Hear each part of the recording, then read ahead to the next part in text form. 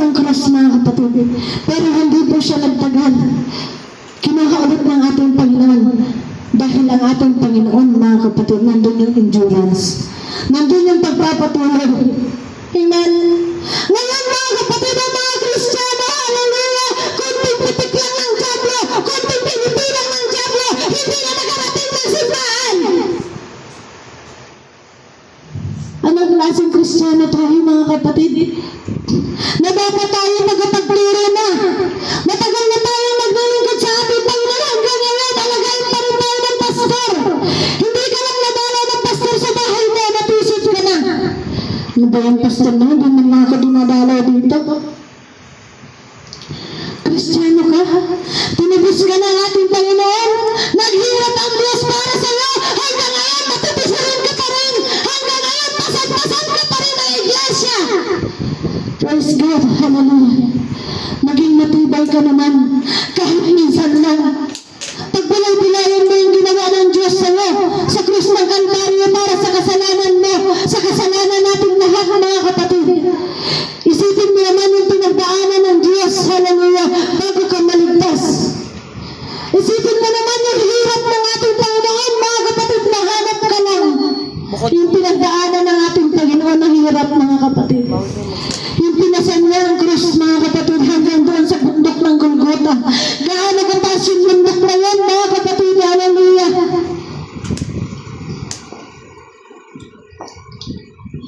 Praise God. Gaano kahirap ang pinagdaanan ng ating Panginoon. Para sa simple na pagsibok na dumating sa buhay mo, hindi ka na makapaglingkod sa ating Panginoon. Hindi ka na makapalakpak sa ating Panginoon. Hindi ka makakasigaw ng praise the Lord. Hindi ka na makasigaw ng amen, mga kapatid. Dahil sa pinagdaanan mo pagsibok, mga kapatid.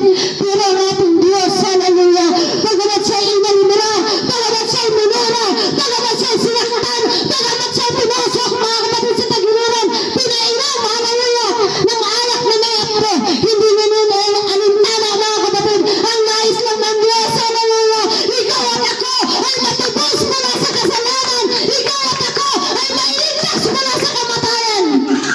Praise God, hallelujah. Kinakailangan po tayo maging matatag, mga kapatid. Kinakailangan ka maging strong.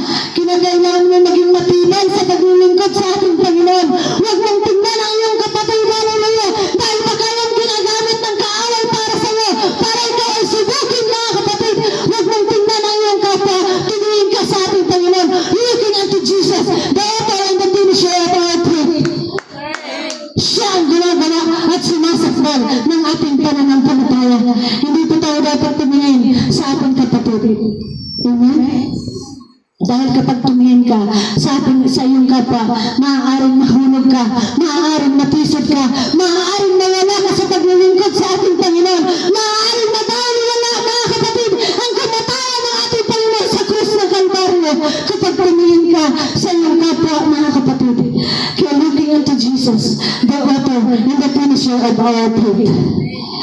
The benefits of Christ, mga kapatid, hallelujah, nagtagumpay ang ating Panginoon. Dahil nagtagumpay ang ating Panginoon, hallelujah, we are more than conquerors. Amen? Because of death of Jesus Christ, mga kapatid, siya nagtagumpay, hallelujah. Kaya ikaw na Kristiyano, mga kapatid, ikaw ay mananagumpay. Ikaw paano? Nagtagumpay ang ating Panginoon. Ikaw ay magtatagumpay dahil ang ating Panginoon ay mananagumpay. Ang Diyos na pinaglilingkuran mo, ang Diyos na lumikha sa iyo, ang Diyos na nagligtas ng buhay mo ay mananagumpay. Kaya ikaw na anak ng Diyos, hallelujah, dumaan ka man sa pagsubok, dumaan ka man sa kahirapan, hallelujah, magtatagumpay ka dahil ang Diyos na pinaglilingkuran mo, si Jesus Cristo, siya lang naman ang nagpawis ng iyong buhay doon sa krus ng Kalbaryo upang mabayaran, mga kapatid, ang iyong mga kasalanan. Hallelujah. Simple lang, no? Simple. Pero napakahirap, mga kapatid. Praise God. Huwag natin sayangin ang buhay na inialay ng ating Panginoon. Huwag mong sayangin ang dugo, ang banal na dugo, ang precious blood, mga kapatid, hallelujah, na inilaan sa iyo ng ating Panginoon, na hanggang ngayon, hallelujah,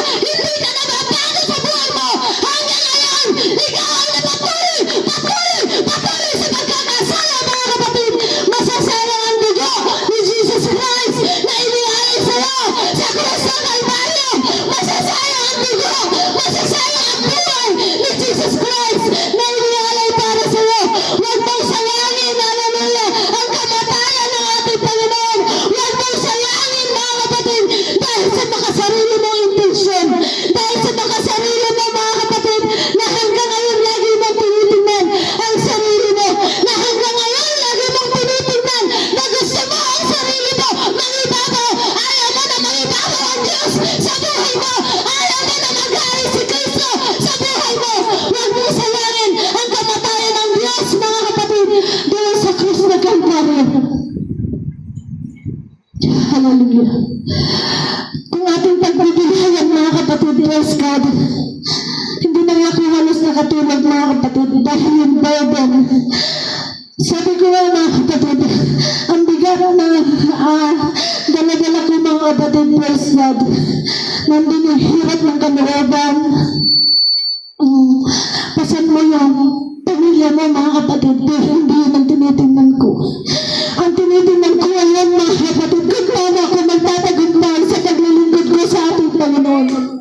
Lahat tayo, mga kapatid, hallelujah, sa Twitter, sa kamatayan, lahat tayo na nabubuhay, tayong lahat ay mamamatay, mga kapatid, 100 years, mga kapatid, hallelujah, tayong lahat na nabubuhay dito sa sanlibutan, wala na tayong lahat, mga kapatid, 100 years from now, wala na itong matitira sa atin ngayon. Dahil ako ay 40 plus 100 years, 140, hindi na po ako mabubuhay sa mga panahon na yun. New generation na, mga kapatid. Kaya sa bagong generasyon, mga kapatid, kaya tayo maiwan tayo. Mag-iwan tayo na magandang legacy. Mag-iwan tayo, mga kapatid, hallelujah, na magandang halimbawa na tayo nabuhay dito sa mundo, na naging mabuting tao ka, naglingkod ka sa Diyos, kumilala ka sa Diyos, kung paano namatay ang ating Panginoon, ganun ka mabubuhay dahil niligtas ka ng ating Panginoon. Hallelujah. Praise the Lord. Napakabuti po ng ating Panginoon. Napakabuti po ng ating Panginoon para sa ating mga kapatid. Hallelujah, Jesus. Yung kamatayan ng Diyos, mga kapatid, inamatay siya sa krus, mga kapatid. Hallelujah. Napakalaking tagumpay sa bawat Kristyano na narito. Kaya nang hinayang ka, mga kapatid, hallelujah, kung narito ka ngayon, magpatuloy ka na dahil nalaman mo na ang salita ng ating Panginoon. Huwag mong talikuran ang Diyos dahil ipagpapalit mo siya sa alak. Huwag mong talikuran ang Diyos dahil ipagpapalit mo siya sa isang isik na sigarilyo, mga kapatid. Hindi siya magdadala sa'yo sa nagagbagatang apoy. Huwag mong ipagpalit ang kaligtasan na ibinigay sa iyo ng Diyos mula ngayon na narinig mo na si Jesus Christ pala ay namatay para sa iyo. Si Jesus Christ pala, hallelujah, ay namatay para sa akin. Si Jesus Christ pala ay namatay para tagusin ako sa kasalanan. Mula ngayon, mga kapatid, itapin mo na ang mga bagay na naglalayo sa iyo mula sa Diyos. Amen? Itapin mo yung mga bagay, hallelujah, na nahinahag lang sa iyo sa paglilingkod sa ating Panginoon. Kung mayroong mga bagay na alam mo na makakakablang sa iyo sa paglilingkod sa ating Panginoon, may mga bagay, mga kapatid, hallelujah, na maglalayo sa iyo mula sa Diyos. Iwaksi mo yan, hindi yan magdadala sa iyo sa buhay na malanggan. Iwaksi mo yan, hindi yan magdadala sa iyo sa presensya ng ating Panginoon. Hallelujah. Iwaksi mo ang mga bagay na maglalayo sa iyo mula sa ating Panginoon. Hallelujah. Kung ang cellphone mo, mga kapatid, ang maglalayo sa iyo sa Diyos, mga kapatid, iwaksi mo yan. Temporary lang yan. Hallelujah. Dito lang yan sa lupa. Masisira yan, mga kapatid. Pero ang buhay na walang hanggan ay pinangako ng ating Panginoon. Walang hanggan, walang kasiraan, mga kapatid. Walang hanggang buhay. Praise God. Hallelujah. Ibibigay sa iyo ng ating Panginoon. We have the power to control, mga kapatid. We have the power to control, hallelujah, sa mga bagay dito sa ating mundo.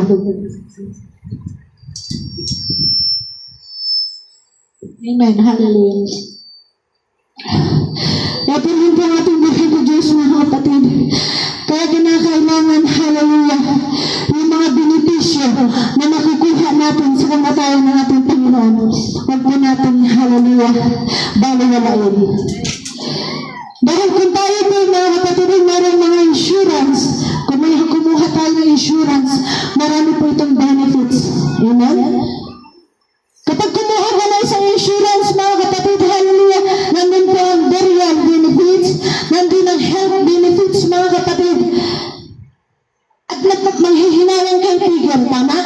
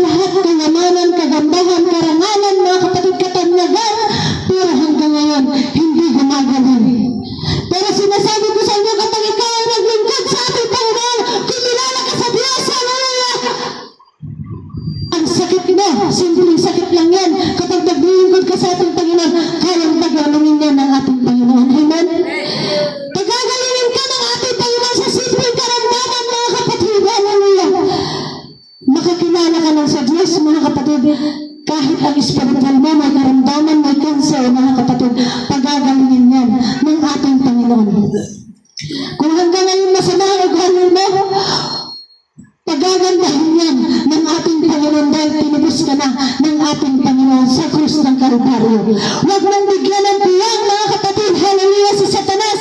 Huwag mong bigyan ng puwang ang Diablo sa buhay mo, mga kapatid. Masasabihin sa iyo ng Diablo, tao ka lang, magkakasala ka talaga. Hindi po. Hindi po katuwiran na tao ka lang. Dahil hindi ka ordinaryong tao. Amen? Hindi ka simpleng tao. Tinubos ka ng Diyos sa kanyang banal na dugo, mga kapatid, hallelujah. Tinubos ka ng Diyos, hallelujah, ng kanyang precious blood doon sa krus ng Kalbaryo. Tunagas ang banal na dugo ng ating Panginoon at nahugasan ang iyong mga kasalanan. Kaya ikaw ngayon na kumilala sa ating Panginoon, hindi ka simpleng tao. Binili ka ng banal na dugo ng ating Panginoon. Binayaran ka ng precious blood of Jesus Christ at sa cross of Calvary, mga kapatid. Dahil sa kamatayan ng ating Panginoon, ikaw at ako ay nagkaroon ng kaligtasan mula sa ating Diyos na buhay. Palakpak po para sa ating Panginoon. Hallelujah! Gawin po natin, hallelujah, salarin ang kapagkamatay ng ating Panginoon. Huwag natin salarin, mga kapatid, hallelujah, na tayong lahat nilinis na ng ating Panginoon.